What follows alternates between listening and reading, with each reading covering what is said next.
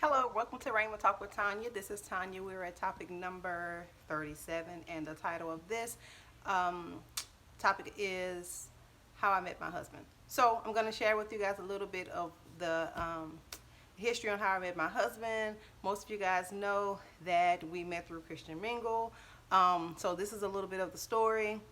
A Monday evening, I was in the kitchen cooking dinner for the boys, and Christian Mingle came to my spirit, and I'm like, okay, this is not God. I started rebuking the enemy. I started just, dismissing the thought out of my mind. I just kind of moved past it. Tuesday came. Christian Mingle was in my spirit again, more so throughout the day. So I'm like, Lord, I just can't shake this. And I was like, Lord, I know you don't work like this. I just put God in a box, right? God doesn't work like this. Only desperate people get on dating sites, and dating sites are so dangerous. I've seen a lot of dangerous stuff happen from dating sites. So I'm like, okay, this is not God. So I'm like praying and trying to bind the enemy and rebuke the enemy and all this. So Wednesday came. Christian Mingle was in my spirit so strong. Like, I couldn't even really focus on my work at work. Like, I was thinking about Christian Mingle like all day long. And it was getting annoying. Thursday came. Thursday, it was so bad that I didn't get any work done at work on that Thursday. I just thought about Christian Mingle the whole day. I was like, this is terrible. Like, why am I just thinking about this? Like, this is not good. Like, what is wrong with me? Like, I'm not even in a place where I just want to be like dealing with stuff like this. Like, what in the world?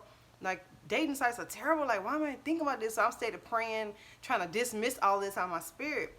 By the time Friday came, you guys, Christian Mingle was so heavy in my heart and in my spirit. I joined just to get the weight off of me. Like, it was like taunting. It was terrible. Like, I didn't get any work done at work on Friday either.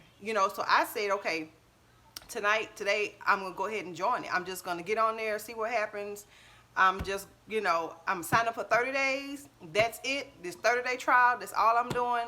And that's a wrap. I just need to get this lifted off of me. So I need to just do something about this. So I joined it, just to get it off. And I joined around 7 o'clock that Friday evening.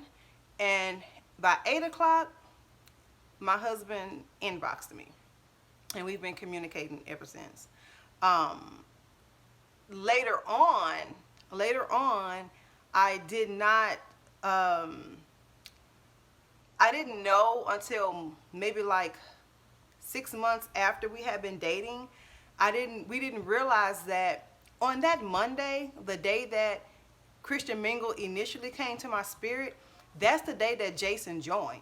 That's the day that he joined. So I had delayed my own blessing by a whole week by being disobedient. Actually, by putting God in a box, because I was saying to myself, okay, God doesn't operate like this. God doesn't work like this. But here it is. God was instructing me to get on Christian Mingle, but I was just so dismissing it because I thought that God didn't operate a certain way. So I put God in the box and delayed my blessing by a whole week. So I'm like, my goodness. So we've been in communication ever since. I'm gonna give you a little backstory. So backstory, before I even joined the Christian Mingle, before that even started happening on that Monday, a month before, I was driving from Houston to Baton Rouge, and I had my boys in the back seat. They were young at the time, maybe like 3 and 7, something like that.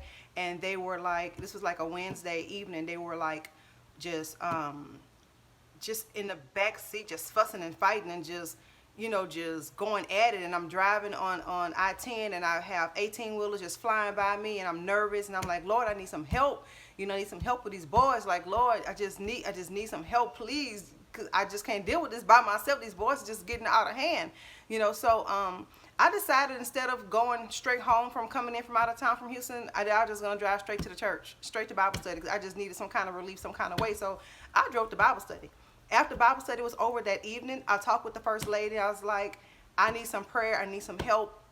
You know, I'm recently divorced. I just don't know what to do. These boys are just getting out of hand, and I was just pouring out my heart to her. And she prayed. Her, some other sisters, and I believe the pastor of the church. We all had a circle and we prayed together, and they prayed for God to release my husband. They prayed for God to release my husband to me. That was that Wednesday. So that night, that same night, I get home, and I had a dream. I had a dream about this man, and I was like, "Oh my goodness!" And I got up the next morning.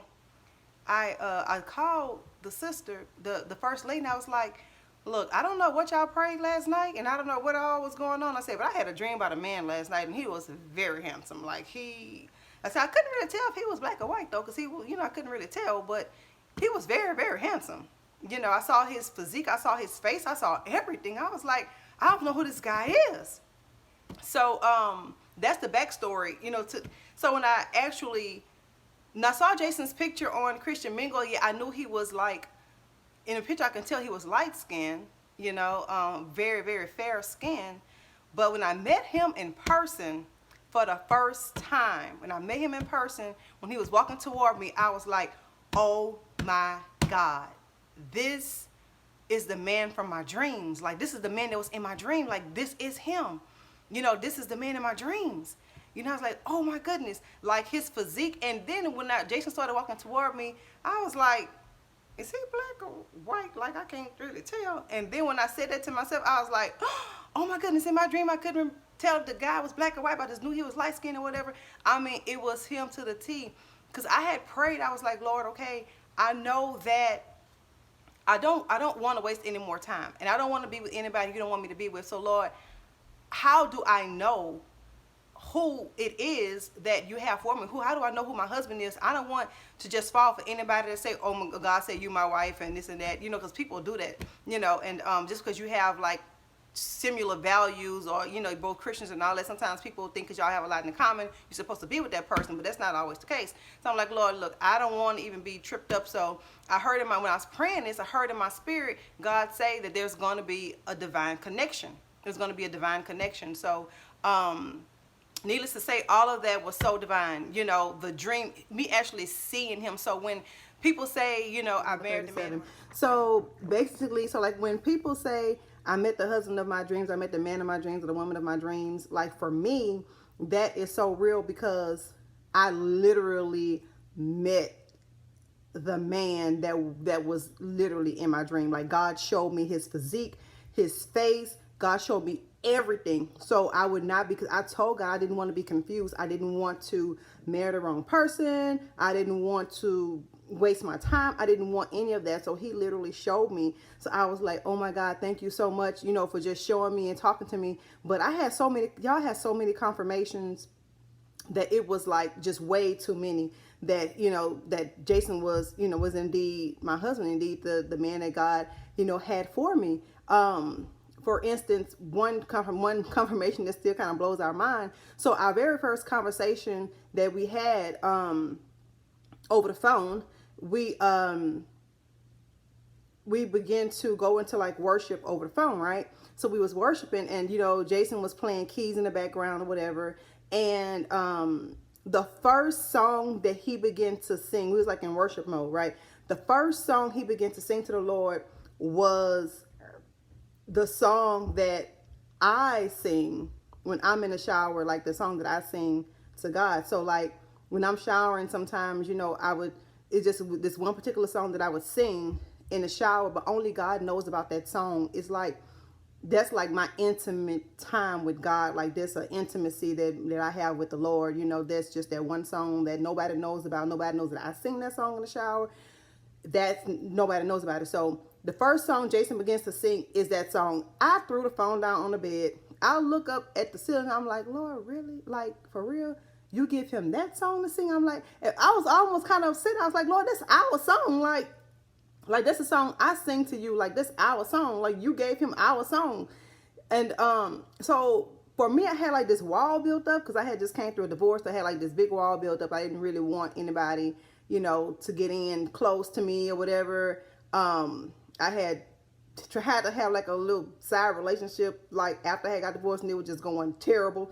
So I had this wall built up. I'm like, you know what, I'm not doing this. So because I had that wall built up, it's like it was going to be difficult for Jason to even get close to me. So it's like God had literally picked Jason up and just put him over the wall. He didn't have to knock on it. He didn't have to tear it down. He didn't have to go through it. It's like God literally picked him up and placed him on the other side of this wall that I had built up. It's like God just picked him up and placed him right in my heart. He didn't even have to go through all the stuff that he would have had to go through to get to my heart. Like God just placed him there, you know. And I'm like, Lord, that's our song. You even gave him our song. So I had to deal with that.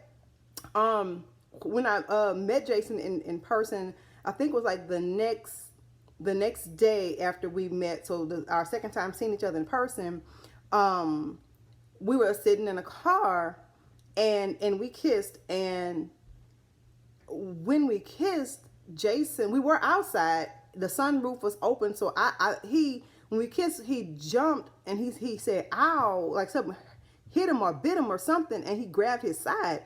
And I thought that maybe something had flew in the car because the windows was down, the sunroof was open. So I'm thinking like something came in and might have bit him, and he, you know, like, ow, reacting from that. And I was and he said, "Man, my side." And when I noticed, it wasn't until later on that I noticed what happened. So when we kissed, he had a pain in his rib. He had a pain in his rib. And he was like, "Man, my rib."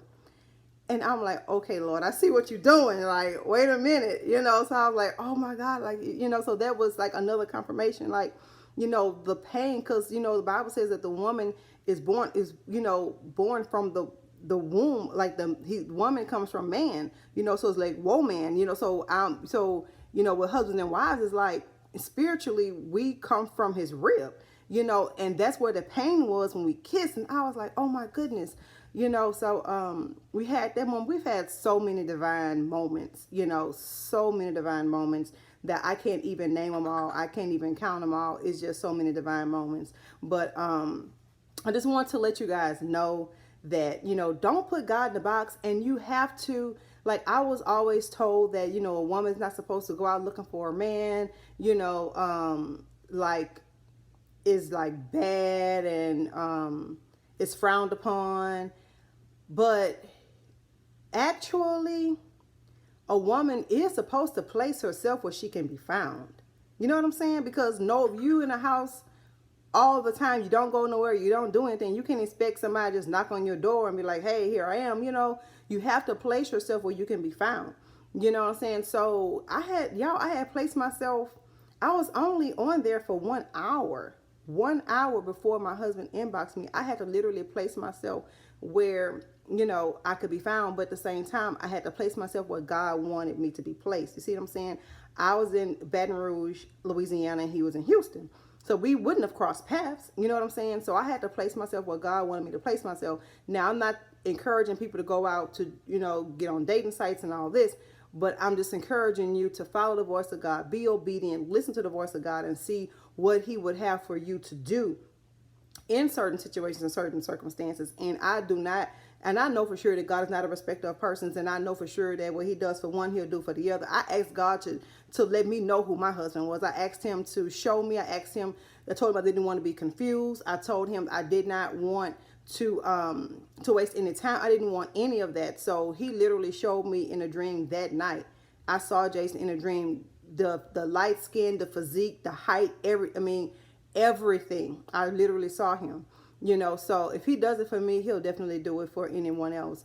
So be encouraged. Don't put God in the box. If I had just ignored myself, you know, ignored the unctions to get on Christian Mingle, we probably wouldn't even be together today. And we've been married 8 years. Well, this year will be 8 years that we've been married. We got married 6 months after we met. And I say that like that because it's like, you know, sometimes when you know,